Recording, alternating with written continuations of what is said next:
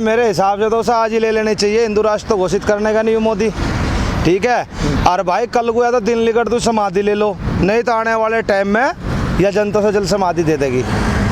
ये लोग कहना क्या चाहते हैं ऐसे मतलब बयान दे करके? नहीं, ये तो लोगों को भ्रमित कर रहे, ये हिंदू के ठेकेदार बने बैठे और इनकी मनपसंद सरकार आ रही। और जब अब भी हिंदू राष्ट्र घोषित नहीं होगा, कब होगा? करवाओ ना। और इनकी बात मोदी जी ने मानी नहीं, क्योंकि मोदी जी तो ऐसे आदमी है अपने अंधभक्तों की नहीं मानते वे, तो अंधभक्त तो अंधभक्ति करते रहे। अब देखो अंधभक्तों का कितना बुरा हाल है, नॉर्मल देखियो।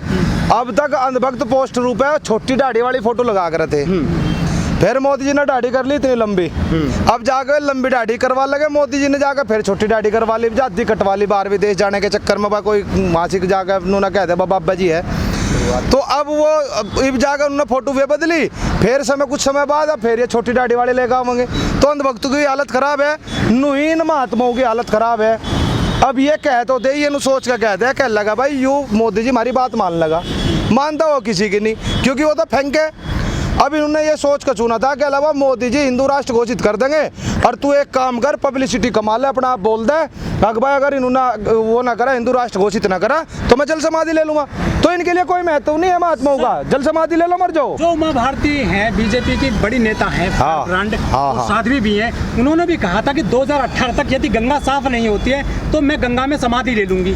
तो ली क्यों नहीं अब तक? ले लो ना। अब तो मान लिया जो कुछ था उसके दौरान पद वद वो भी खत्म हो लिया, तो ये भी ले लो समाधि। ये जितने साधु हैं इनका चल गया दिमाग। सबसे बड़ी समस्या यह है, ये तो न सोचा जन तम यहाँ के परमात्मा हो, भगवान हो, ये तो ये चीज़ सोचा है। लेकिन सबसे बड़ी समस्या यही है, अगर मोदी जी ना कुछ नहीं मानते।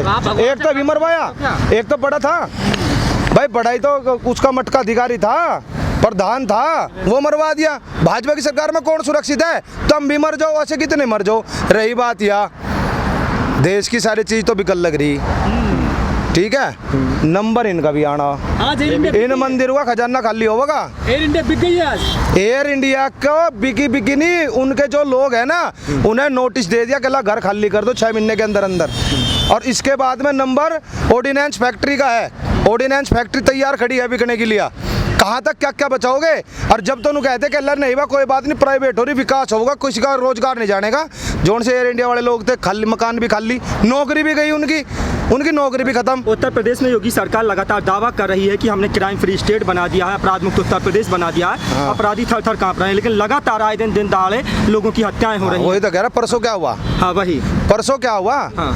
परसों भी मरा। हाँ। उससे पहले उसके यहाँ से संत महात्माओं की सरकार है, संत महात्मा सुरक्षित नहीं है, ठीक है। उससे पहले देख लो, एक SC समाज की बेचारी लड़की को रात को बलात्कार कर रात को पेट्रोल छिड़क कर जलवा दिया है। फिर बात करेगा हम तुम्हें रोजगार देंगे, और हम देश में रोजगार दे लग रहे हैं, उन्हें भी नौकरी उनके लिए फिक्स कर दी भाई। नौकरी पे जब दोबारा से आवेंगे वे, दोबारा से आने के बाद ही तो देंगे, आने तो है नहीं वे, झूठे वादे कर रहे हैं ना लोगों के साथ। सुप्रीम कोर्ट ने बहुत तलख टिप्पणी करी है कि जो शहर घोट दिया है किसानों के आंदोलन ने, इनको कुछ एक्शन लिया जाए, इनको हटाया जाए, इनकी बात मानी जाए, कुछ पे निर्णय ले सरकार। भाई देखो, जो सुप्रीम कोर्ट है उसका फैसला सर पर ही है, लेकिन समस्या ये है, बात ये बताओ ना, हमने रास्ता कहाँ से बंद कर रखा?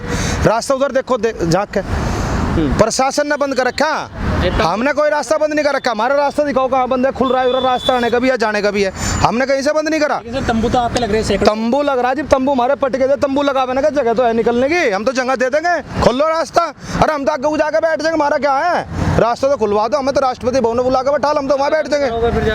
कहाँ जहाँ कोई रोकेगा वहीं बैठ जाएंगे हम, और क्या करेंगे भाई? जाना तो हमें भी है, जब रास्ता खोल रखा, रास्ता खोल दो, हम चले जाएंगे, क्या दिक्कत है? इससे जो आम जनता है बहुत कठिनाई महसूस कर रही है। देखिए, आम जनता की परेशानी अपनी परेशानी है, किसान की परेशानी भी तो आम जनता को समझनी चाहिए। भाई किसान भी तो परेशान है, किसान को भी दिक्कत है, किसान को भी समस्याएं हैं। और किसान भी जो लड़ रहा है उनके अधिकारों के लिए लड़ रहा।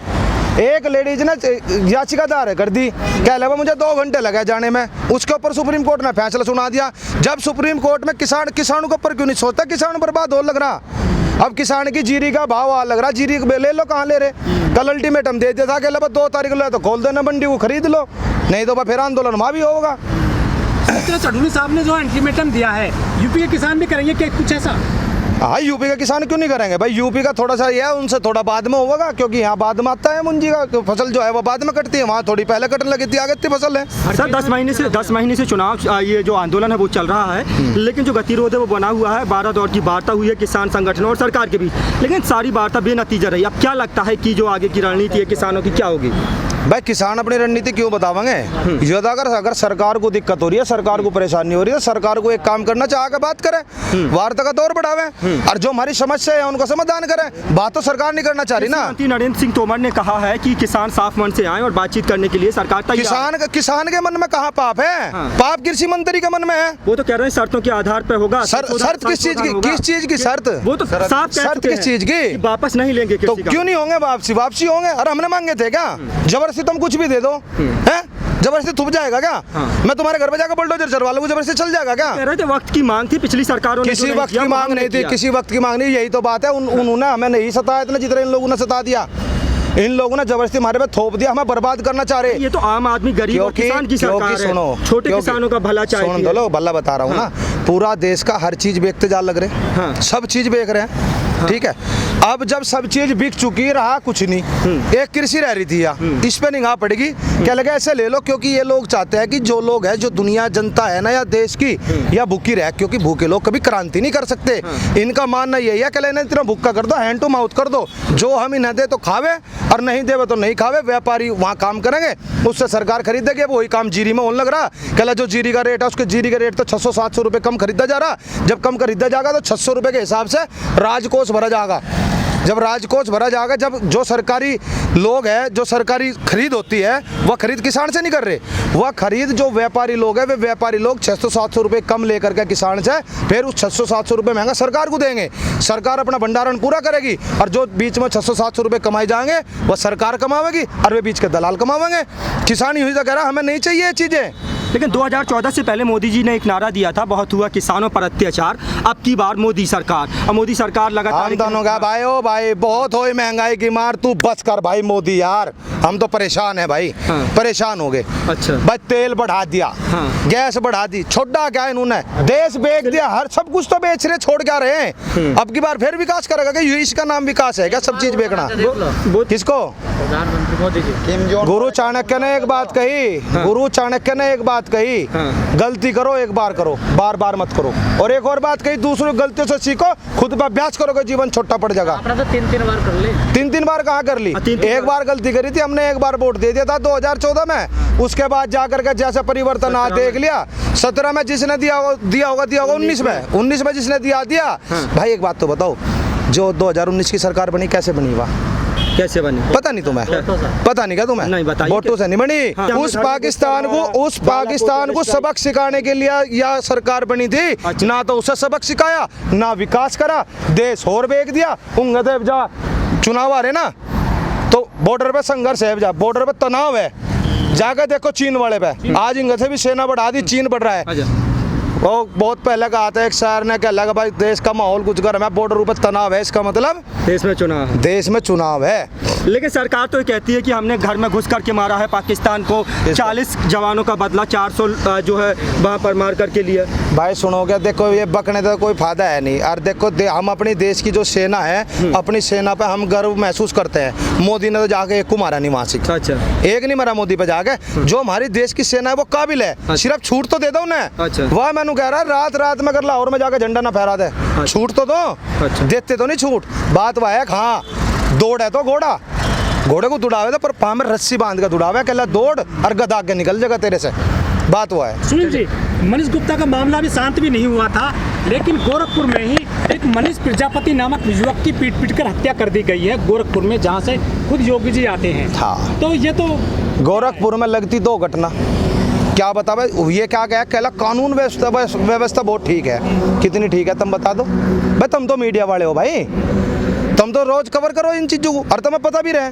अब देख लो, तुम सबसे बत्ती चिल्ला के कहो थे, क्या लगा भाई उन्होंने कानून व्यवस्था ठीक कर दी, अब कानून की धज्जे नहीं उड़ रही क्या? ये क्या हो रहा अब बताओ भाई, तुम तो मीडिया वाले बताइए ना। तो तुम कह रहे हो उसने सुरक्षा मजबूत कर दी, सुरक्षा भी दिख रही, देश का माहौल ऐसा कर दिया, दोबारा से दंगा होने का आसार पूरा हो चुका है। और जो अलग अलग जाति के आधार पर बांट रहे हैं, जाति को जाति में बांट दिया, फिर हिंदू मुस्लिम के दंगे भी होने, सब चीज़ ये होगी, सारे आतंकवादी यहाँ पकड़े जाएंगे, हर टेररिस्ट पकड़ा जाएगा, ठीक है, हर बदमाश पकड़ा जाएगा, दुनिया को गोली लगेगी भी जा, बहुत बढ़िया कानून व्यवस्था भी दिखेगी भी जा, देखते जाओ, सब कुछ यही होना है भी। सुनील जी, अलीगढ़ में जो जाट के नाम पे एक यूनिवर्सिटी बनाने की प्रक्रिया शुरू कर दी है मोदी सरकार ने, क्या अजीत सिंह के लिए समाधि बनेगी राजघाट पर, किसान घाट पर? नहीं, ये कहाँ बनावेंगे, इनके बस की थोड़ा ये बनानी। ये तो जाट्टू को एक बात बताओ, चौधरी चरण सिंह के नाम पे एयरपोर्ट था, वो तो बेच दिया अडानी को, लखनऊ वाला। आगे छपरौली क्षेत्र में आकर के एक सड़क का नाम रख ले, चौधरी चरण सिंह की सड़क रख दी, भैया इसका नाम, भैया इसका महेंद्र सिंह टिकैत रख दिया। जब तुम्हें पता कि उन आदमियों के नाम से इतना प्रभाव पड़े, तो तुमने जो पुराने नाम थे वे कैसे मिटा दिए भाई, क्यों मिटा दिए हैं? किसानों का मसीहा माना जाता है चरण सिंह को, और वो जो एयरपोर्ट था उसके नाम पे था, सबसे पहले वही बेचा, ठीक है। देश की रेल भी बेच दी, आज तो तुम देख ही रहे हो, एयर इंडिया का भी देख लो, प्रमाण तो प्रत्यक्ष प्रमाण की आवश्यकता ना, बहुत पहले तो हम कह रहे एयर इंडिया बिक गई, एयर इंडिया बिक गई, अंत वक्त कहते कुछ नहीं बिका, कुछ नहीं बिका। अब जोन से एयर इंडिया के लोग हैं वे बेरोजगार हो गए, उनका क्या होगा भाई? और हम बनेंगे उनकी भी आवाज़, आओ हमारे पास बैठो, ठीक है, हर बेरोजगार की आवाज़ हम बनेंगे, हर रेडी मजदूर किसान हर आदमी की आवाज़ बनेंगे, आओ हमारे साथ संघर्ष करो, इस सरकार से मिल करके लड़ना होगा, तभी जा करके परिवर्तन आएगा, नहीं इससे पहले परिवर्तन नहीं आएगा।